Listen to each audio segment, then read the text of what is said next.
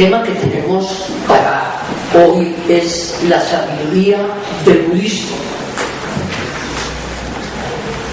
Una de las cosas que tenemos que tener en cuenta desde un principio es que no existe ninguna Biblia budista, es decir, en el sentido de que haya escrito alguna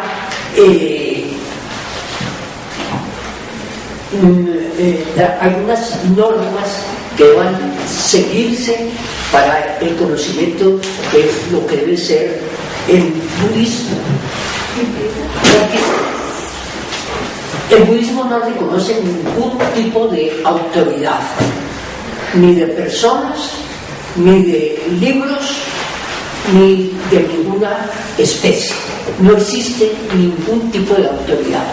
Sin embargo, después de la muerte del señor Buda, se escribieron y se compilaron muchísimas de esas enseñanzas, y la literatura que hay en relación con el budismo es extensísima, supremamente extensa, muy difícil entonces de tener toda esa compilación de esos libros, de esas notas a través de los siglos, pero siempre con esa idea de que no existe ningún tipo de autoridad. Está difundido en muchísimos países, especialmente pues en Oriente, aunque también en Occidente hay centros budistas en muchísimas partes.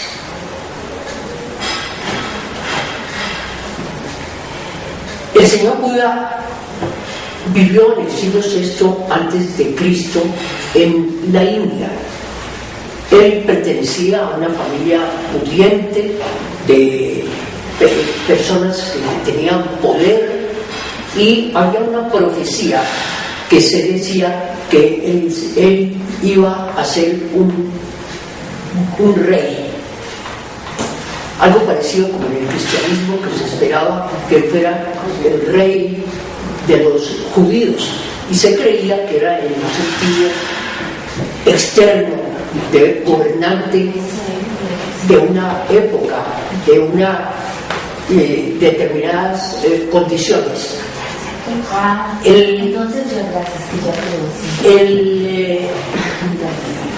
El Papa quiso educarlo de esa manera, le dio todas las condiciones extraordinarias para que eso fuera así. Quiso tenerlo completamente aislado de todas relaciones con el mundo, para que él pudiera ser un hombre perfectamente feliz y no viera el dolor por ninguna parte. Se cuenta que ya siendo una persona mayor, salió con su cochero y vio el dolor del mundo con la enfermedad, la vejez y la muerte, al ver personas en esas condiciones. Según vimos anteriormente, cuando se hizo el estudio de la vida del Buda en una reunión anterior, eso debe ser simbólico.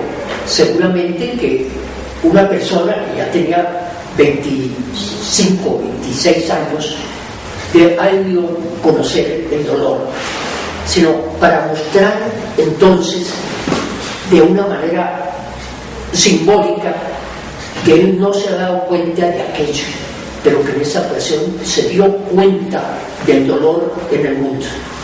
Resolvió entonces abandonar su palacio, donde tenía todas las comodidades, el amor, el cariño de sus padres, de su esposa, de su pequeño hijo, y él quería averiguar cuál era la razón del dolor en el mundo, por qué existía el dolor.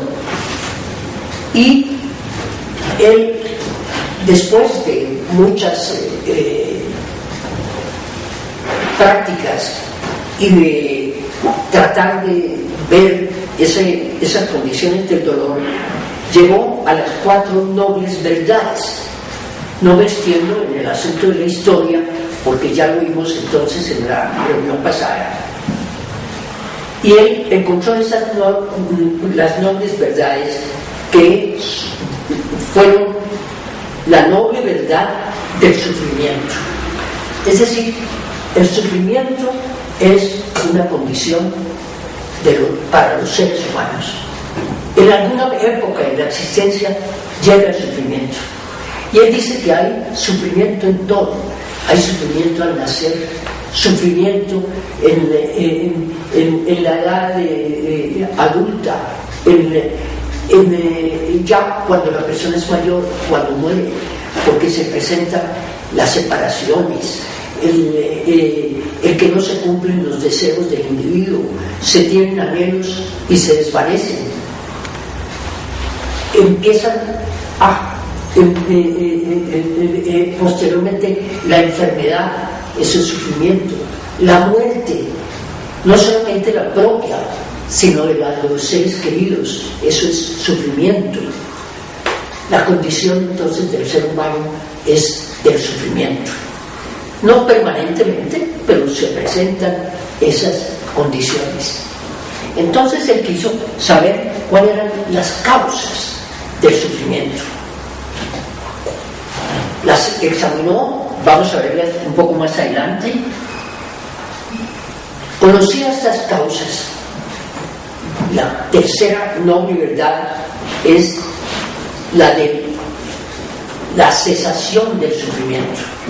El sufrimiento tiene que desaparecer. ¿Por qué razón lo hay y cómo llegar a la cesación del sufrimiento? El señor Buda llegó a esa conclusión y entonces muestra que hay otra noble verdad que es la que conduce a esa cesación del sufrimiento. Entonces son esas cuatro nobles verdades. ¿Existe el sufrimiento? ¿Cuál es su causa? ¿Cómo puede cesar el sufrimiento? ¿Y cuál es el camino para llegar a eso? Él encontró en su búsqueda los caminos que estaban siguiendo algunos buscadores de la verdad. Encontró el ascetismo, los ascetas entonces que buscaban castigar al cuerpo. El cuerpo era la causa del dolor, entonces había que dominar a ese cuerpo. Debía haber ayuno, debía el ser tener entonces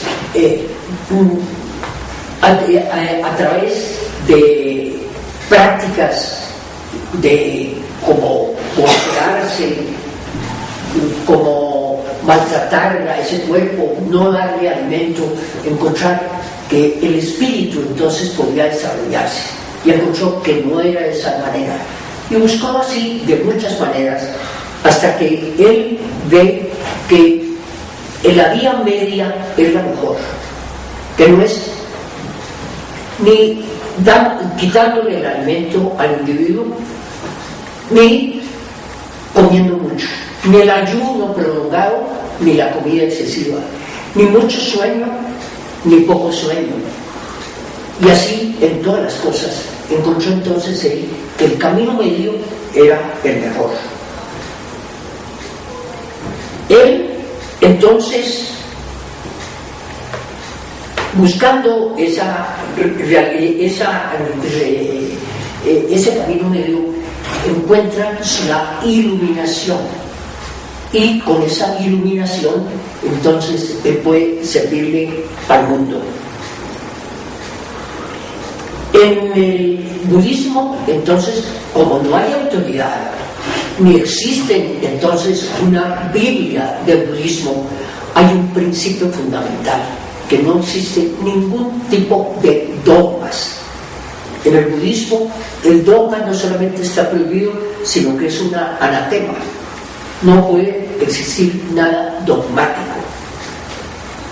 No hay imposición de ninguna clase sobre el intelecto. Cada individuo entonces tiene que por el camino medio encontrar cuál es la verdad. En relación con la ausencia de autoridad, encontramos esto. El budismo es único en su tolerancia, que se origina en una completa ausencia de autoridad. Es la única religión o manera de vida en la cual se dice del maestro que ni siquiera sus propias palabras pueden ser aceptadas como verdad, a no ser que sean aprobadas por su aplicación a la experiencia diaria como condiciones al camino. Es decir, el individuo lo acepta si ve que en su vida diaria eso tiene una aplicación práctica que le sirve para el progreso en su vida. Entonces, no solamente en el budismo se busca que haya una comprensión de cuál es la idea del Buda, sino que la única manera de entender el budismo es viviendo el budismo.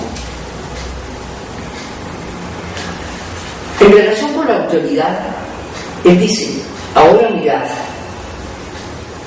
no os dejéis desviar por la palabra o la tradición o la voz común.